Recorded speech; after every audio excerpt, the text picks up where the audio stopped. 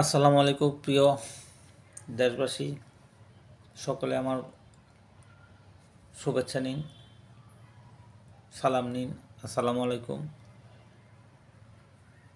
দেশের বর্তমান যে পরিস্থিতি রাজনীতিক, সেই সহিংসতার কারণে, রাজনৈতিক প্রেক্ষাপটের কারণে দেশের প্রায় 235টির মতো বৃহৎ শিল্প প্রতিষ্ঠান বন্ধ হয়ে গেছে। শ্রমিকদের বেকারত্ব চলে আসছে, দ্রব্যমূল্য কিছুটা ঊর্ধ্বগতি, কর্মকাণ্ড না থাকলে, চাকরি না থাকলে যা হয়, একদিকে শিক্ষকদের আন্দোলন, ছাত্রদের আন্দোলন, দেশ একটা হতবরল অবস্থায় আছে। এদিকে রাজনৈতিক দলগুলো বিভিন্ন দাবি দাওয়া চলছে, প্রশাসনিক অবস্থা ভঙ্গুর অবস্থায় আছে।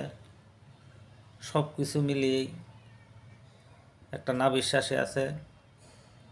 আজকে প্রধান উপদেষ্টা একটি ভাষণ দিয়েছে, একই দিনে গণভোট এবং জাতীয় নির্বাচন। এখন রাজনৈতিক দলগুলো কিভাবে গ্রহণ করবে, একই দিনে মানুষকেই দুইটা নির্বাচনী যে ভোট, এগুলা বুঝবে কি না সেটাই বিষয়।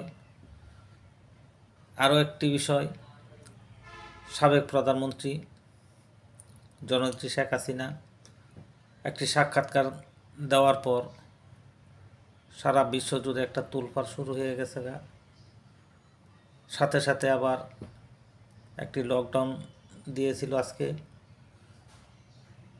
সেটি সফলতা ব্যর্থতা মিলিয়েই পালিত হয়েছে। ওনার বিবৃতি এবং সাক্ষাৎকারের কারণে ওয়াশিংটন থেকে, বার্নিকার থেকে শুরু করে, ডোনাল্ড লু, পিটার হাস থেকে শুরু করে জাতিসংঘ পর্যন্ত এই বিষয় নিয়ে একটি নাড়াচাড়া শুরু হয়ে গেছে। 6টি বৃহৎ সংগঠন মানবাধিকার, তারাও একটা বিবৃতি দিয়েছে। সামনে দেখা যাক নির্বাচন কতটি দল অংশগ্রহণ করতে পারে। বাংলাদেশের 56টি দল বা নিবন্ধিত 55টি দল আছে। ঐক্যমত কমিশনে 25টির মতো দল গেছে। 50% তাদের ঐক্যমতের সাথে, আর 50% আছে তার বাহিরে।